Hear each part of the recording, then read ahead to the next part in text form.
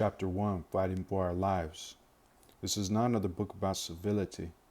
Civility suggests a superficial, pinky in the air veneer of politeness spread thin over human relations like a layer of marmalade over toast. This book is a pervasive, warlike atmosphere that makes us approach public dialogue and just about anything we need to accomplish as if it were a fight. It is a tendency in Western culture in general, and in the United States in particular, that has a long history and a deep, thick, and far-ranging root system. It has served us well in many ways, but in recent years has become so exaggerated that it is getting in the way of solving our problems. Our spirits are corroded by living in an atmosphere of unrelenting contention and argument culture. The argument culture urges us to approach the world and the people in it in an adversarial frame of mind. It rests on the assumption that opposition is the best way to get anything done. The best way to discuss an idea is to set up a debate. The best way to cover news is to find spokespeople who express the most extreme, polarized views and present them as both sides. The best way to settle disputes is litigation that pits one party against the other. The best way to begin an essay is to attack someone, and the best way to show you are really thinking is to criticize.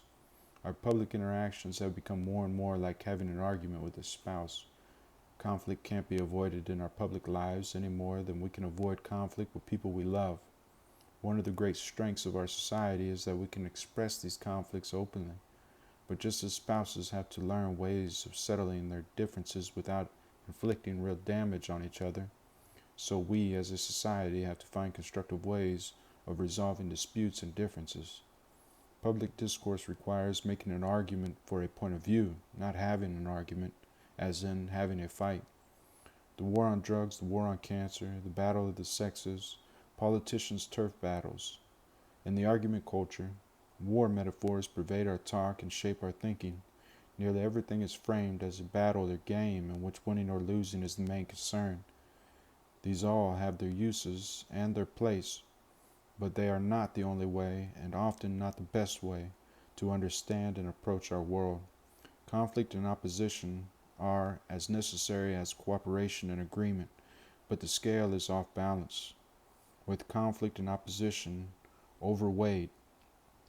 In this book, I will show how deeply entrenched the argument culture is, the forms it takes, and how it affects us every day, sometimes in useful ways, but often creating more problems than it solves, causing rather than avoiding damage. As a sociolinguist, a social scientist, I am trained to observe and explain language and its role in human relations, and that is my biggest job here.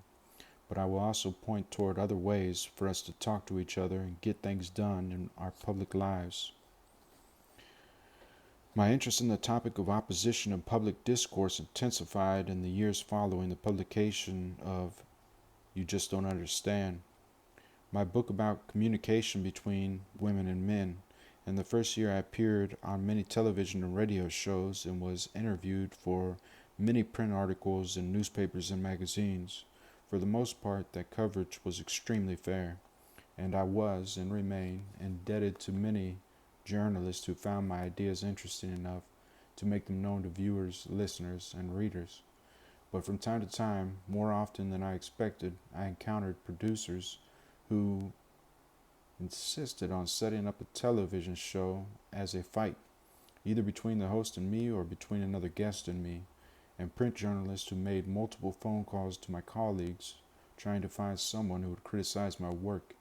This got me thinking about what kind of information comes across on shows and in articles that take this approach compared to those that approach topics in other ways. At the same time, my experience of the academic world that had long been my intellectual home began to change. For the most part, other scholars, like most journalists, were welcoming and respectful in their responses to my work, even if they disagreed on specific points or had alternative views to suggest. But about a year after You Just Don't Understand became a bestseller, the wheels of academia grind more slowly than those of the popular press. I began reading attacks on my work that completely misrepresented it. I had been in academia for over 15 years by then and had valued my interaction with other researchers as one of the greatest rewards of academic life. Why, I wondered, would someone represent me as having said things I had never said or having failed to say things I had said? The answer crystallized when I put the question to a writer who I felt had misrepresented my work. Why do you need to make others wrong for you to be right? Her response, it's an argument. Aha, I thought, that explains it.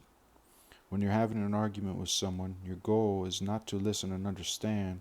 Instead, you use every tactic you can think of, including distorting what your opponent just said in order to win the argument. Not only the level of attention you just don't understand received, but even more, the subject of women and men, triggered the tendency to polarize. This tendency to stage a fight on television or in print was posited on the conviction that opposition leads to truth. Sometimes it does, but the trouble is, sometimes it doesn't. I was asked at the start of more than one talk show or print interview, what is the most controversial thing about your book? Opposition does not lead to truth when the most controversial thing is not the most important. The conviction that opposition leads to truth can tempt not only members of the press, but just about anyone seeking to attack an audience to frame discussions as a fight between irreconcilable opposites. Even the Smithsonian Institution, to celebrate its 150th anniversary, sponsored a series of talks billed as debates. They invited me to take part in one titled The Battle of the Sexes. The organizer preempted my objection. I know you won't be happy with this article, but we want to get people interested. This is one of many assumptions I question in this book. Is it necessary to frame an interchange as a battle to get people interested? And even if doing so succeeds in capturing attention, does it risk dampening interest in the long run as audiences weary of the din and begin to hunger for more substance?